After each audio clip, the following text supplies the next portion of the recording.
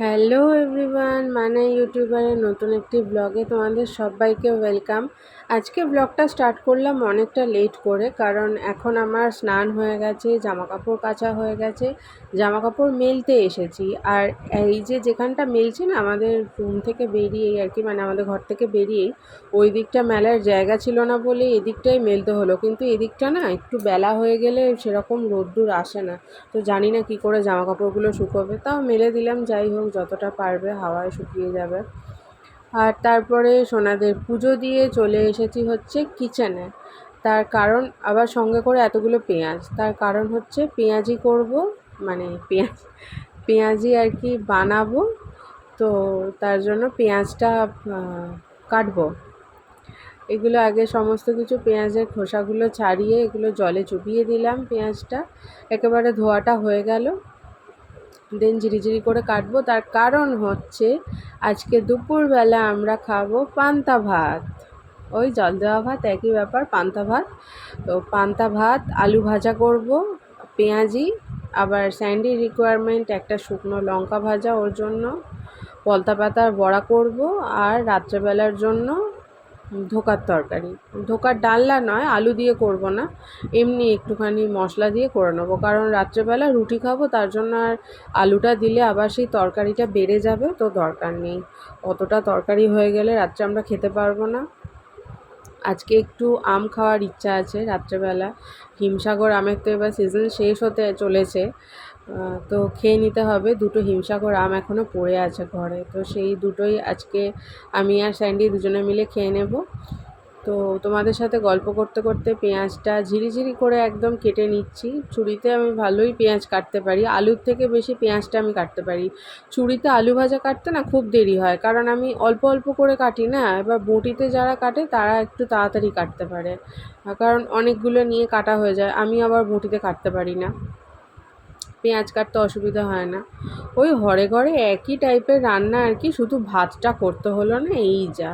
না, ভাত হলে আবার তার সঙ্গে অনেক কিছু হয়, তো আমাদের কম রান্না সেরকম খুব একটা দিন হয় না।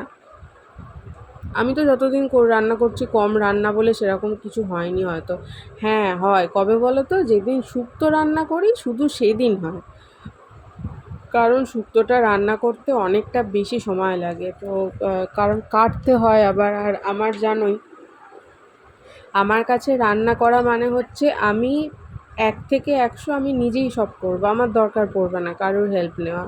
তো আমার ভালো লাগবে না, মানে ভালো লাগে না।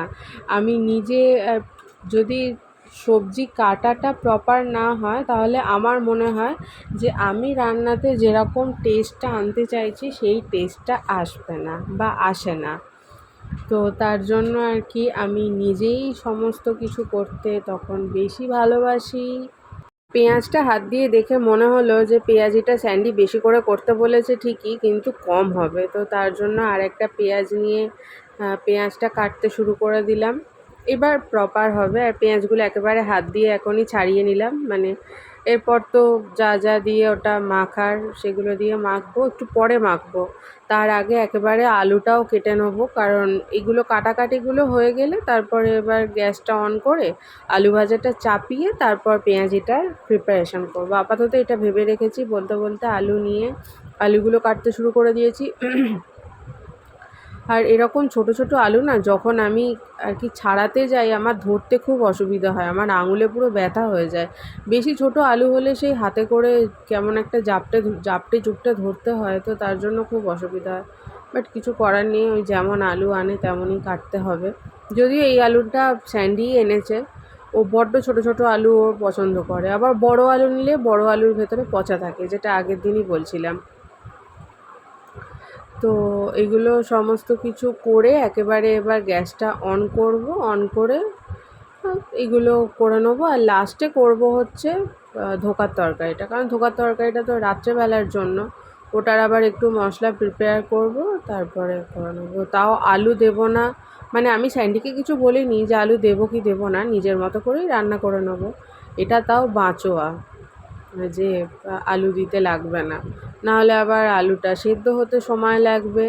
আর এত গরম না আজকে, মানে বিশ্বাস করো কাজ করতে একটুও ইচ্ছা হচ্ছে না, একটুও না। মনে হচ্ছে কতক্ষণে এই সব কাজগুলো করে বেডরুমে গিয়ে চুপচাপ ফ্যানের তলায় বসে থাকবো। মানে এই যে কাজটা করছি জোর করে করে করছি, একটুও ইচ্ছা হচ্ছে না, বাট কিছু করার নেই, কাজ তো করতেই হবে। সকালবেলা চোখ খুলে কাজ, যখন আবার শোবো রাত্রেবেলা, খাওয়া দাওয়ার পরেও বাসন। উফ বাবা, খাওয়ার পরে মনে হয় না, তখন মনে হয় যে এই রে, এবারে একটুখানি যদি হেল্প করার মতো কেউ থাকতো, যে বাসনটা একটু মেজে দেবে, তাহলে ভালো হতো। তো আলুগুলো কেটে নিচ্ছি। এই যে দেখো, আমি এটাই বলছিলাম যে আলুটা কাটতে আমার একটু সময় লাগে, কারণ হচ্ছে এই যে ছুরি দিয়ে কাটতে হয়, নাহলে আর কিছু না। তো আমি ছুরি দিয়েই কাটি, আমি ছুরি দিয়েই কাটবো। আর আলু কাটতে কাটতে ওইদিকে তোমার সমস্ত কিছু সোনাদের তো খেতে টেতে দিয়েই এসেছি বললাম, আবার স্যান্ডি আসবে, চলে আসবে। আমি আজকে না কিচেনে একটুখানি লেট করেই এসেছি, ভাবলাম যে এই কটা জিনিস তো তাড়াতাড়ি হয়ে যাবে, তাই আর বেশি তাড়াতাড়ি গিয়ে লাভ নেই। আর আজকে একটু শ্যাম্পুও করলাম গরমে। আর তেল চিটে, মানে তেলের মধ্যে দাঁড়িয়ে দাঁড়িয়ে রান্না করে, তেলের মধ্যে দাঁড়িয়ে দাঁড়িয়ে না, মানে রান্না করি তো তেলগুলো মাথায় আটকে যায়, আর গরমে ঘামগুলোর জন্য মাথাটা বেশি নোংরা হয়। তো আগে তো বিয়ের আগে আমি সপ্তাহে 2 দিন শ্যাম্পু করবই করব, মানে তখন একটা অন্যরকম ব্যাপার ছিল।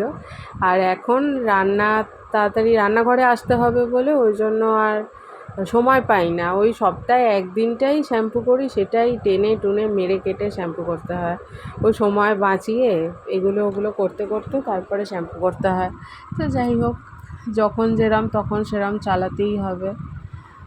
আর তোমার এবার ওই জন্য আজকে একটু শ্যাম্পু করে নিয়েছি, আর তাই আরও একটু বেশি দেরি হয়েছে। আর স্নান করে বেরোবো কি তার সঙ্গে সঙ্গেই ঘেমে গেছি, যে বেডরুম অবধি যে আসবো সেটার আর সময় আমি পাচ্ছি না।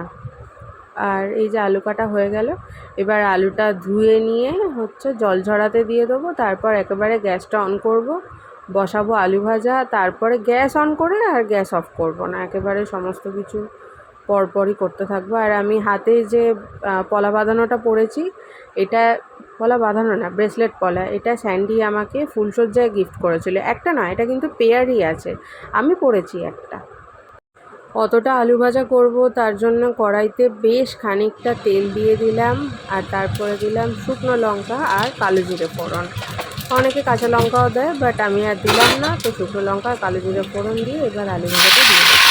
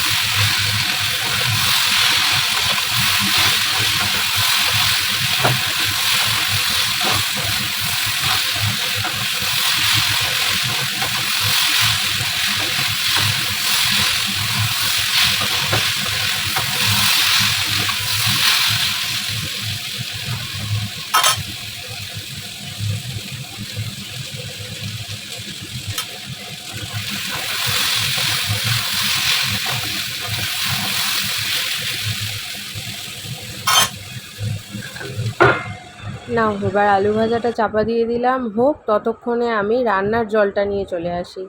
এই যে দেখে বুঝতেই পারছো যে আমি ঘেমে নিয়ে একেবারে স্নান করে গেছি।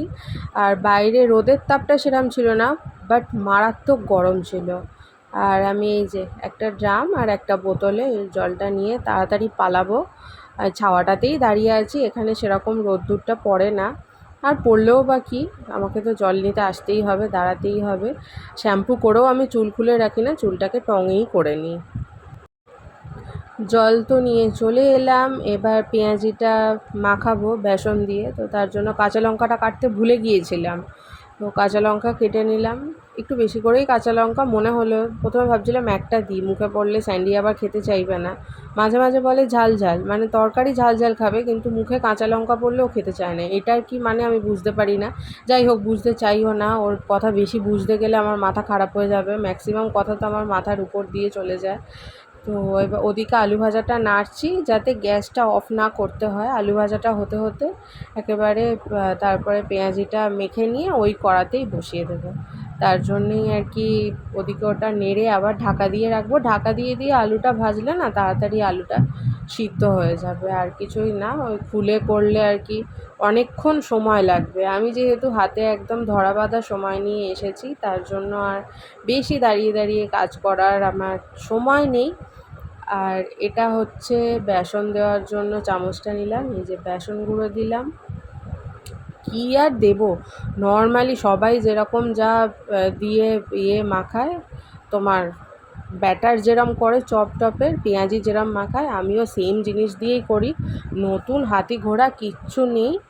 আর সেগুলো দিয়েই করব। পেঁয়াজি একটু একটু অল্প সামান্য মিষ্টি মিষ্টি হলে খেতে ভালো লাগে, তো সেরকমভাবেই করব। যদিও পেঁয়াজের মধ্যেও মিষ্টি থাকে, নুন দিয়ে দিলাম, ব্যাস। এবার পেঁয়াজিটা করে নেবো। কাজ তো মোটামুটি অনেকটাই কমপ্লিট হয়ে এসেছে। ওদিকে তোমার ধোকার মশলাটাও করব ওদিকে, এদিকে পেঁয়াজিটা বসিয়ে দিয়ে দেন ধোকার মশলাটা আর কি বানাবো। ভাবছিলাম প্রথমে যে জল লাগবে না, পেঁয়াজটা দিয়েই জল বেরোবে, কিন্তু আমি যেহেতু মেখে অনেকক্ষণ রাখবো না, মানে এক্ষুনিই তো করে নেব, তো পেঁয়াজ থেকে জল বেরোবার আর এক্ষুনি কোনো চান্স নেই। তার জন্য আমার হাত লেগে না ট্রাইপডটা একটুখানি এদিক ওদিক হয়ে গিয়েছিলো, তো সেটা আবার করতে করতে ঠিক করতে হচ্ছে। তো এই যে অল্প একটুখানি জল দিয়ে দিলাম একেবারে, লাগবে না ভেবেছিলাম, বাট তাও একটু লাগলো, অল্প সামান্যই দিলাম। একটুখানি জল দিতেই একেবারে সেটা মানে যেরকমটা চাইছিলাম সেরকম হয়ে গেছে আর কি। দেখে বুঝতেই পারছো এবার পেঁয়াজিটা ভাজার জন্য পুরো রেডি। কড়াইতে একেবারে অনেকটা সর্ষের তেল গরম করতে দিয়ে দিয়েছিলাম আগেই, এবার হাত দিয়ে দেখে নিলাম যে তেলটা গরম হয়েছে কি না। আর একটু তেল লাগবে। আর দেখো যে বড় বড় দুটো শুকনো লঙ্কা আছে, দুটো ভাজবো না, একটা শুকনো লঙ্কা। স্যান্ডি ওই যে পান্তা ভাত দিয়ে খাবে বলেছে, বলি যে এসব খাস না, গ্যাস অম্বল হলে পেটে যন্ত্রণা করলে মুশকিল আছে, কিন্তু ওর মুড হয়েছে, মন হয়েছে খাওয়ার, তো সেটা থেকে আমি কোনো মতেই ওকে বঞ্চিত করতে পারবো না। তো না হলে বলবে তুই আমাকে এটা খেতে দিচ্ছিস না, ওটা খেতে দিচ্ছিস না। থাক বাবা, নিজের ইচ্ছা মতো খাক। ওই খেতে বসার সময় খিটির পিটির আমার এগুলো ভালো লাগে না। ও যা খেতে চাইছে, যতটা খেতে চাইছে ততটাই খাক। এমনিই মাঝে মধ্যে যখন বেশি একটু উচ্ছে দিয়ে ফেলি বা কোনো ভেজিটেবলস দিয়ে ফেলি, তখন সেটা নিয়ে বলে হ্যাঁ তুই আমার খাওয়াটা একদম নষ্ট করলি। ওর নাকি সবজি খেলে খাওয়াটাই পুরো নষ্ট হয়ে যায়। জানি না এটা কোথা থেকে ও শিখেছে। আমি জিজ্ঞেস করি যে আগে কখনো খেয়েছিস? না, খাইনি, কিন্তু তবু ওর টেস্টটা জানলো কী করে বলতে পারবো না, হয়তো পুনর্জন্মে খেয়েছিল, সেটা ও তখন ওর টেস্টটা মনে পড়ে যায় ওটা দেখেই। তা যাই হোক, আগের দিন যখন মাছের ডিমের বড়া ভাজছিলাম তখন ওলটাতে গিয়ে যে ওপর দিকটা কাঁচা ছিল, তার জন্য খুন্তির মধ্যে লেগে গিয়েছিল মাছের ডিমের বড়ার ওপরটা যেহেতু কাঁচা ছিল। তো সেই ভিডিওটা আমার মা দেখে আমাকে বলেছে যে যখন পেঁয়াজিটা ছাড়বি আবার ওপর দিয়ে একটুখানি গরম তেলটা ছিটিয়ে দিবি, তাহলে কি ওপরটা একটুখানি শক্ত হয়ে যাবে, তাহলে ওলটাতে গেলে আর খুন্তিতে লাগবে না। তো মায়ের দেওয়া টিপসই আজকে আমি ফলো করলাম। দেখলাম যে একদমই ঠিকঠাক আছে, যদিও প্রপার করতে পারিনি, আরেকটা পেঁয়াজি কম দিলে বোধহয় ভালো হতো, বাট ঠিক আছে, তাড়াতাড়ি কাজ করার জন্য হতেই পারে এরকম কিছু। রান্না এরকম একটু ফাঁকিবাজি চলে। আর নুনের জায়গাটা শেষ হয়ে গিয়েছিল, নুন মানে ছিল না, তো নুনটা ঢেলে রাখলাম কাজ করতে করতেই। এগুলো কাজ করতে করতেই চলে, যেহেতু ওদিকে ওটা বসিয়ে রেখেছি, তো তার জন্য এখন তো দাঁড়িয়েই থাকবো, আর সেরকম কিছু নেই, তাই নুনের জায়গাটায় নুনটা ফিল আপ করে রাখলাম। কারণ আবার হচ্ছে ধোকার তরকারিটা বসাবো, দেরি হয়ে যাচ্ছে। ভাবলাম যে একেবারে পাশের গ্যাসে ধোকার তরকারিটা বসিয়ে দিই, মানে ওভেনে। তো তার জন্য কড়াতে তেল দিয়ে নিলাম। এবারে পরপর যা করার সেরকমই করব। আমি তো এখানে রান্না শেখাতে আসিনি, তাই আর নতুন করে তোমাদের কি বলবো। রান্না আমি নিজেও সেরকম পারি না, আর শেখানোর কথা তো ছেড়েই দাও। আমার দেখে যে রান্না করবে তার রান্না জানি না কত ভালো হবে, বলতে পারবো না। জোকস অ্যাপার্ট, আমি আমার মতো রান্না করি, সবাই সবার মতো রান্না করে। সবার রান্না করার স্টাইল বা রান্না করার ধরন সমান নয়। তো আমার মনে হয় যে আমি মাঝে মাঝে একটু ফোড়ন চেঞ্জ করেও দিই। মা যেরকম বলে যে একটু ফোড়ন চেঞ্জ করে দিবি, তাহলে দেখবি টেস্টটা একটু অন্যরকম লাগবে। তো হ্যাঁ, সত্যি ফোড়ন যদি একটু চেঞ্জ করে দিই তো টেস্টটা একটু বেটার হয়, মানে অন্য রকম হয় না, একঘেয়ে টেস্ট ভালো লাগে না। আর দুদিকে একেবারে গ্যাসে চাপিয়ে দিয়েছি, আর আমার সেরকম কিছু রান্নাবান্না নেই। এটা করলেই কমপ্লিট হয়ে যাবে। এরপর পেঁয়াজিটা লাস্টেই পেঁয়াজিটা লাস্টেই দুটো ছিল, ভেজে তুলে নিলাম। এবার এই যে পলতা পাতার বড়াটা ভেজে নেব। আমি পলতা পাতার বড়া খাই, কিন্তু অত খেতে ভালোবাসি না। স্যান্ডি খুব খেতে ভালোবাসে, তো যাই হোক ওর জন্যই ভাল লাগে না, দেখেই একটা কেমন লাগে। ওদিকে ধোকার যে তরকারিটা হবে সেটার জন্য মশলাটা ভালো করে কষিয়ে নিচ্ছি। এবার ধোকাটা দিয়ে দেবো, জল দিয়ে দেবো, হয়ে যাবে। তারপরে হচ্ছে ওইগুলো সব কমপ্লিট করে চলে এলাম সোনাদের ফলটা কাটতে, স্যান্ডি গেছে স্নান করতে। তো আমি ফলটা কেটে দিলে আর কি তাড়াতাড়ি হবে, ও বেরিয়ে দেন সোনাদের দিয়ে দিতে পারবে। আর কি বলবো, আর দেখতেই পেলে পাটা তোমরা। স্যান্ডি এসেছিলো ঘরে, আমি আর ওখানটা তোকে আটকাতে পারিনি আসার জন্য, যে তুই আসিস না দাঁড়িয়ে থাক। আর স্যান্ডি পেয়ারাগুলো এনেছিল, যে ও সোনাদের দিবি, সেই 3টে পেয়ারাই একেবারে কেটে দিয়ে দিচ্ছি। ও আমাকে বলেই গেছে, মানে বলে স্নান করতে ঢুকলো যে পেয়ারা 3টেই দিয়ে দিবি, রাখবি না কিন্তু সোনাদের। আমি বললাম যে তাহলে ঠিক আছে, পেয়ারা 3টেই দিয়ে দেবো, ওদের রাখবো না। আর রেখে দিলে অবশ্য দেখবো যে পরের দিন আর দেওয়া হয় না, আবার পেকে যায়। আমি পাকা পেয়ারা খেতে ভালোবাসি, কিন্তু আর কেউ পাকা পেয়ারা খায় না, তো তার জন্য একেবারে দিয়ে দিলাম। আর পেয়ারাটা কাটার সময় মনে হচ্ছিলো যে পেয়ারার কোয়ালিটিটা খুব ভালো, বেশি মানে খুব অতিরিক্ত ডাঁসা পেয়ারা হলো না, খাওয়া যায় না, বিচ্ছিরি লাগে খেতে, কেমন একটা দাঁতে আটকে মতো যায়, খাওয়া যায় না। আর এই যে দেখো, তারপরে এই বড় দুর্ঘটনাটা আমার সাথে ঘটে গেল, যেটা হচ্ছে আমার ট্রাইপডটা স্যান্ডি ভেঙে দিয়েছে। ও যেই জিনিসটাই হাত দিয়ে ধরে সেটাই ও ভেঙে দেয়। ও নিয়ে এক জায়গায় ছিল, পাশে যখন রাখতে গেল আমি কিন্তু ওকে তখনই ওয়ার্নিং দিলাম যে এটা সাবধানে রাখ, এটা কিন্তু অত জোরে ফেলার জিনিস নয়, হালকা হাতে রাখ। ব্যাস সঙ্গে সঙ্গে দিল একদম ভেঙে। কি বলবো আর, আমার ট্রাইপড না হলে জানোই, আমার আরেকটা ট্রাইপড আছে, সেটা ছোট, ওটা হাতে ধরা যায়, কিছু করার নেই। Hello hello, good evening. আর এই দেখো আমার নতুন নেইল পেন্ট, দেখতে পাচ্ছ? এটা ডিপ কালার লাগছে, তার কারণ এটাতে ভোটের কালি আছে। নেল পলিশ দিয়ে দিয়ে তাকে লুকিয়ে রেখেছি, নাহলে তো এতদিনে উঠে যেত। আর এখন রেডি হয়ে যাচ্ছি হচ্ছে স্যান্ডির কাছে। আর আজকের তো মেনু তোমাদের বললামই। স্যান্ডি বলছে দেখালি না কেন, আমি বলে দিলেই হবে আবার দেখানোর। তখন খাওয়ার সময় এত গরম লাগছিল আর ভালো লাগছিল না। পান্তা ভাত, আলু ভাজা, পলতা পাতার বড়া, পেঁয়াজি,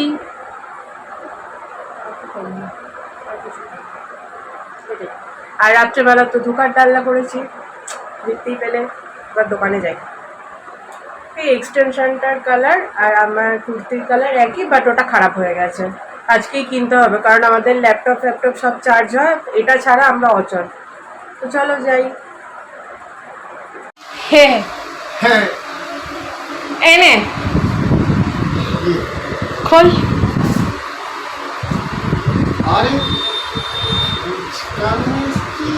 খাবি তো? পছন্দ?